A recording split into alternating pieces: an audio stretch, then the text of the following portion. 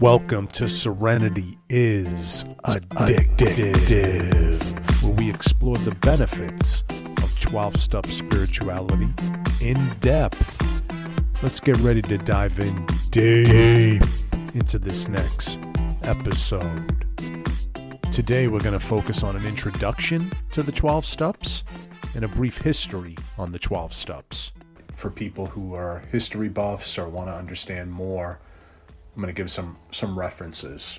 The 12 steps, the mothership, comes from Alcoholics Anonymous. That's how we were given the 12 steps. And the history there is very interesting about how that developed. It happened a few different ways for Bill Wilson, who's known as the founder of Alcoholics Anonymous. The co-founder was Dr. Bob Smith. The story of how that came to be is quite interesting. If you read the book, the big book of Alcoholics Anonymous, and you read the doctor's opinion and Bill's story, you'll get a lot of the history that way. Also, throughout the personal stories in the back of the book, when you read Dr. Bob's story, you'll get more of the history. But there are some specific books for the history if you want to know how the 12 steps came to be. There's a book called Alcoholics Anonymous Comes of Age. It's an older book. There is Dr. Bob and the Good Old Timers. There's The Language of the Heart. And there's others. You can Google for the detailed history. The best thing, the easiest to get the good basics, there were two gentlemen named Joe and Charlie who I believe have both passed. But they were longtime members of Alcoholics Anonymous, and they've studied the big book together for quite some time and love to share their knowledge or their experience. They clearly said they weren't gurus, and it's important for me to say that as well. I'm sharing my experience. I'm a spiritual seeker, and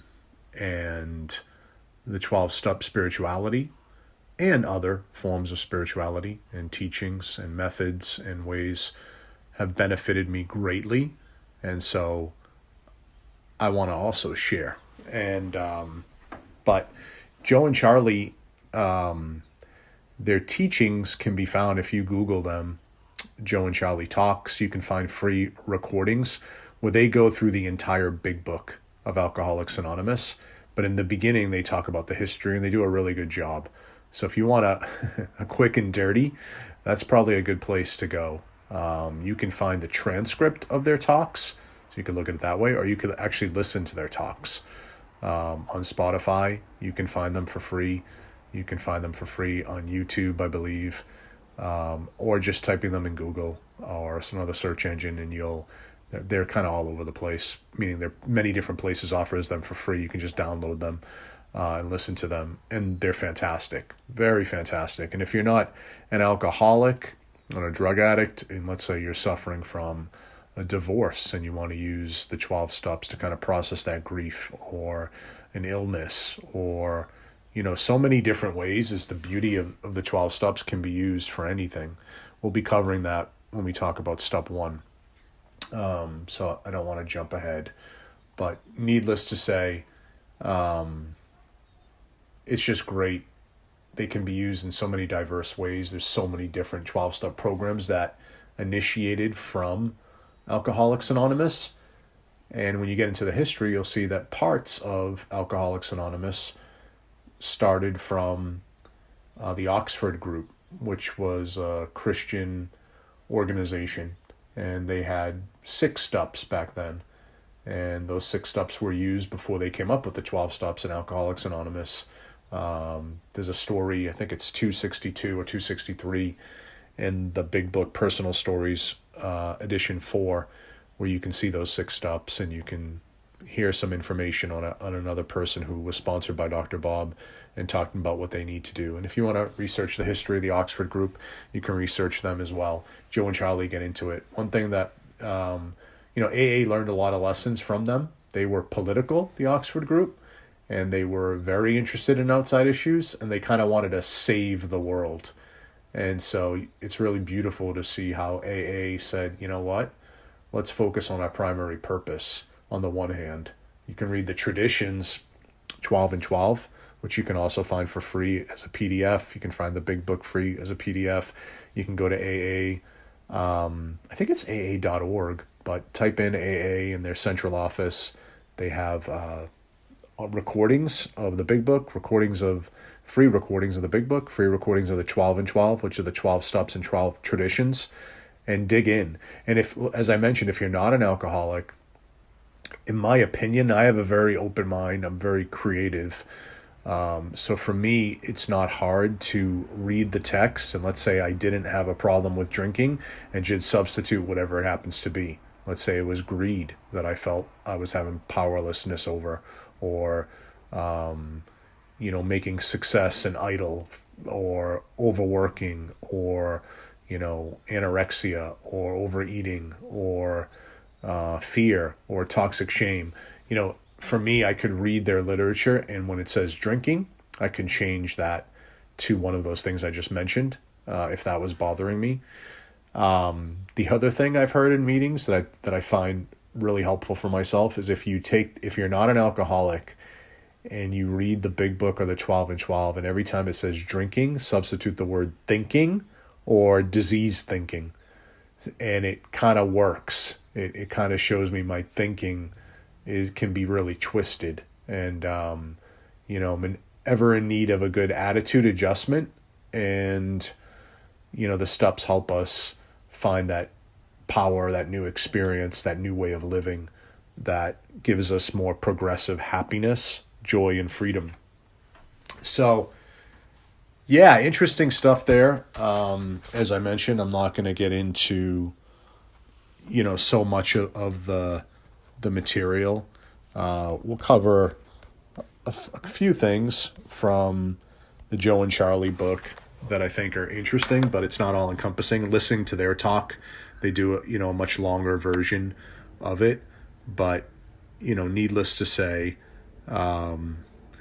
if you look at the big book, paragraph XV, paragraph 4, it said the spark that was to flare into the first AA group was struck in Akron, Ohio in June 1935 during a talk between a New York stockbroker and an Akron physician. And so that New York stockbroker, who was really more a speculator, was Bill Wilson. And the Akron physician was Dr. Bob Smith. And on the same paragraph, the same section, says 6 months earlier, the broker had been relieved of his drink obsession by a sudden spiritual experience following a meeting with an alcoholic friend who had been in contact with the Oxford groups of that day. And that alcoholic friend was a guy named Ebby Thatcher, who, came to meet Bill Wilson and shared with him that he has had a spiritual experience. And Ebby was a really bad drunk, similar to Bill. And when Bill offered him a drink, he didn't take it. And he was like, well, what the hell is this? And, that kind of led to an open mind, or it was sometimes they call it a God shot, that kind of hit Bill. And Bill had been suffering. I mean, if you read Bill's story in AA, it's beautiful to just see the progression of what this disease of addiction did to him. So Ebby said to Bill, people like you and I have become absolutely powerless over alcohol. And if we're going to have to recover from that condition, we're going to have the aid of a power greater than human power.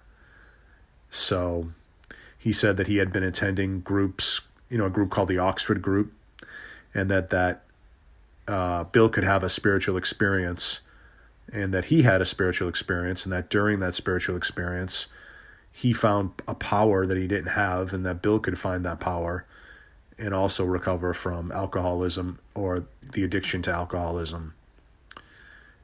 He said that they gave him a practical program of action to follow. So back then it was 6 steps, and eventually they became 12 steps. The Oxford Group guaranteed Ebby that if he followed the program of action, number 1, he would have a spiritual experience. Number 2, he would find a power and number 3, he would be able to recover. So this was, mind-altering to Bill, and it took Bill a little time. He didn't welcome this news right away. He was very skeptical initially. So this made a great impression on Bill Wilson by Ebby.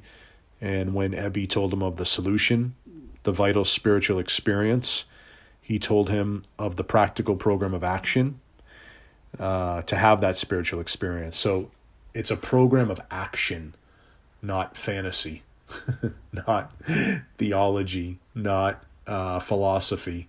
And matter of fact, sometimes those things can cause addicts or people in 12-step quite a bit of problem. It's easy to talk about this stuff. I'm talking about it with you. If I don't live it, I don't really get to experience it. And it's kind of beautiful that it's that way because it forces me to live it. There's a line when you go to meetings that says, keep coming back. It works if you work it. Work it, you're worth it.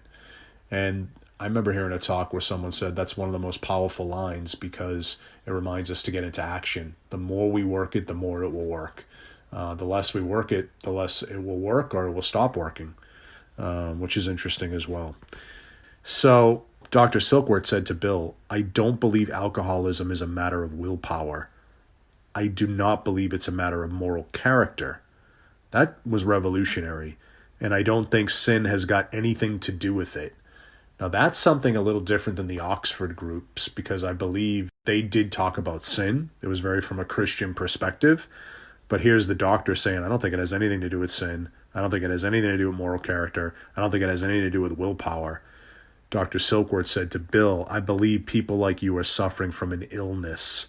And he said it seems to be a very peculiar illness, and it's a twofold illness of the body as well as an illness of the mind. And that's powerful. I've heard people say threefold illness, and I kind of like using that for myself. What's the other component there? A spiritual malady. So something's off in my spirituality. I'm blocked from that power that I need. So something's wrong in my thinking there. But that illness of the mind and then an illness of the body, which is an allergy. So alcoholics have an allergic reaction to alcohol. It's an abnormal reaction to alcohol.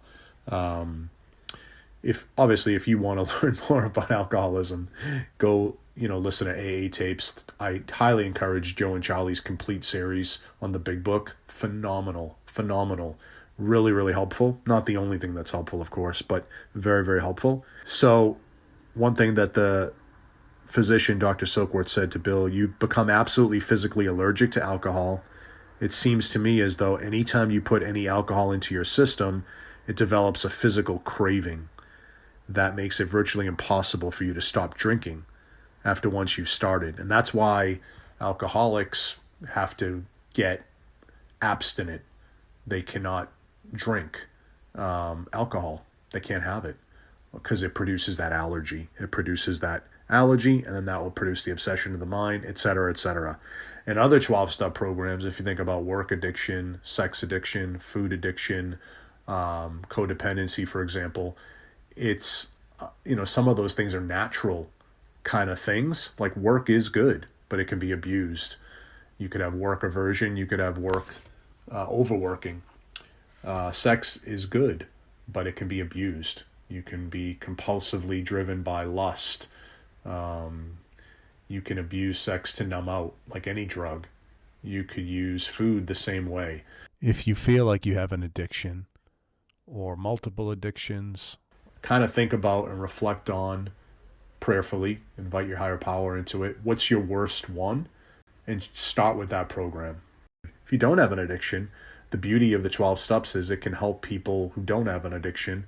What's really important to understand is after the first step, where it talks about what an addiction, I'm powerless over this particular addiction, we can apply it to, if it's not a formal addiction, it can be to problems or causes, conditions, challenges, dilemmas, situations that seem like they have no way out, circumstances. It can be a variety of things we can work the steps on, which is the beauty of the steps. But after the first step in the 12-step program, you no longer talk about the addictive substance. We move on. Step 1 talks about it. I'm powerless over this. But then we move on and go deeper to those causes and conditions I was talking about. Because the problem looks nothing like the solution, and living in the solution looks nothing like the problem. All the other steps talk about a spiritual solution and what's going on underneath. Matter of fact, there's a line in the big book that says, and we'll get to this in more detail when we go through each of the steps, but it says we got to get down to causes and conditions. The addiction is just a symptom of deeper problems underneath.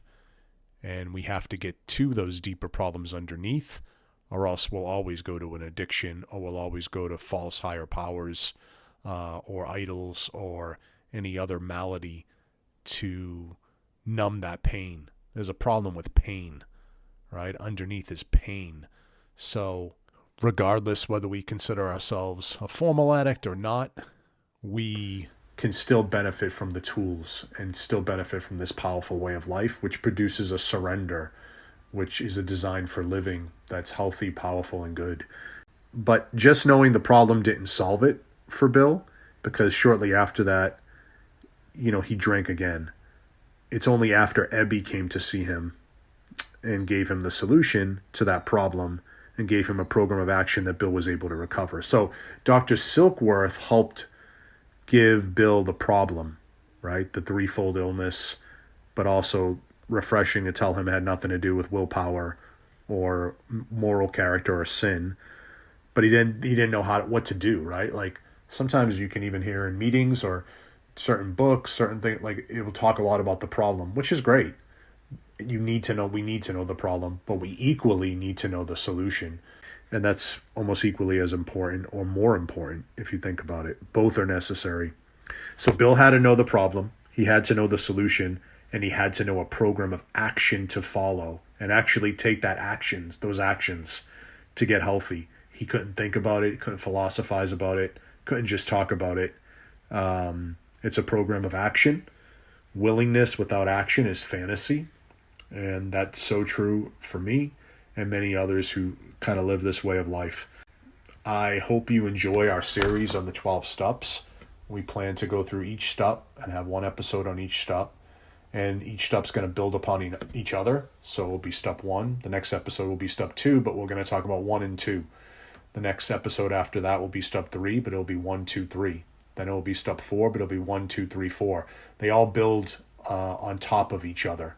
And step 1 is the firm foundation that crushes the ego, that crushes the false self, that gives us the opportunity to create a void that our defense mechanisms and ego was blocking, right? There's no room to come in when the ego is dominant and in total control.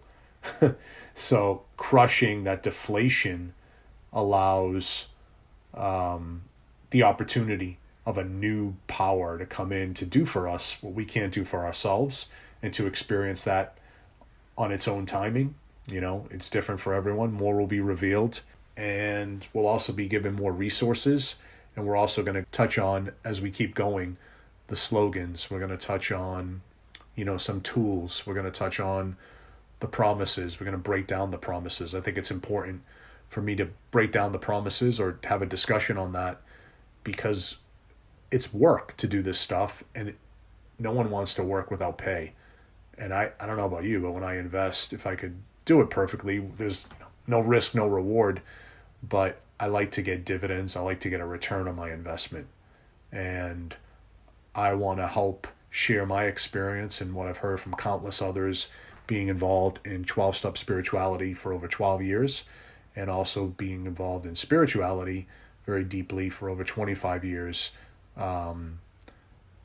talking about what works, what pays dividends, and sharing my experience. And as always, a great line that I got from Al-Anon, and it's a slogan: take what you want, leave the rest. Experiment, taste and see for yourself.